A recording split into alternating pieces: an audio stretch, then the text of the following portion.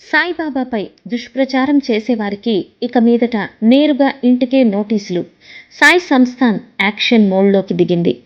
దేశ విదేశాల్లోని కోట్ల మంది భక్తుల ఆరాధ్య దైవమైన సాయిబాబా గురించి సోషల్ మీడియాలో వివాదాస్పద మరియు ఆక్షేపణీయ సమాచారాన్ని వ్యాప్తి చేసే వారిపై శ్రీ సాయిబాబా సంస్థాన్ ట్రస్ట్ కఠిన చర్యలకు సిద్ధమైంది.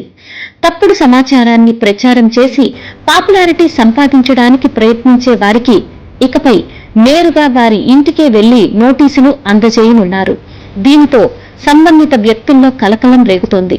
సంస్థాన్ భద్రతా విభాగం అధిపతి రోహిదాస్ మాలి తన బృందంతో కలిసి శుక్రవారం ఈ చర్యల కోసం బయలుదేరారు. గత కొన్ని రోజులుగా సోషల్ మీడియాలో కొందరు వ్యక్తులు సాయిబాబా గురించి తప్పుడు మరియు తప్పుదోవ పట్టించే సమాచారాన్ని ప్రచారం చేస్తున్నారని భక్తుల నుండి సంస్థాన్కు ఫిర్యాదులు అందాయి.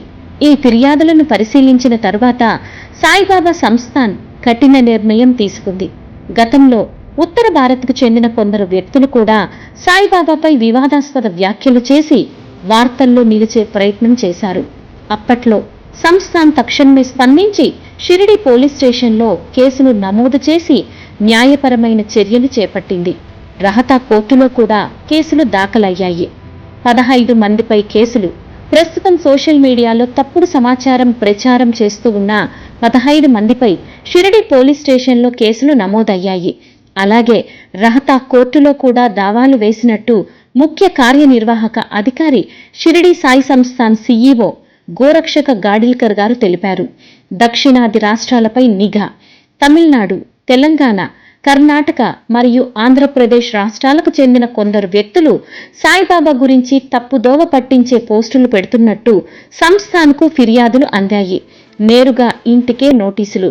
విచారణ అనంతరం ప్రాథమికంగా 10 మందిపై చర్యలు తీసుకోవాలని నిర్ణయించారు.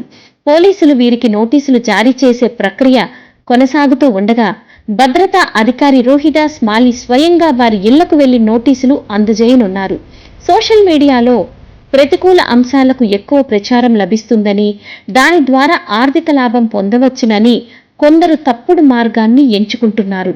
కానీ సానుకూల మార్గాల ద్వారా కూడా ఆదాయం సంపాదించవచ్చునని యువత ఆలోచిస్తే బాగుంటుంది.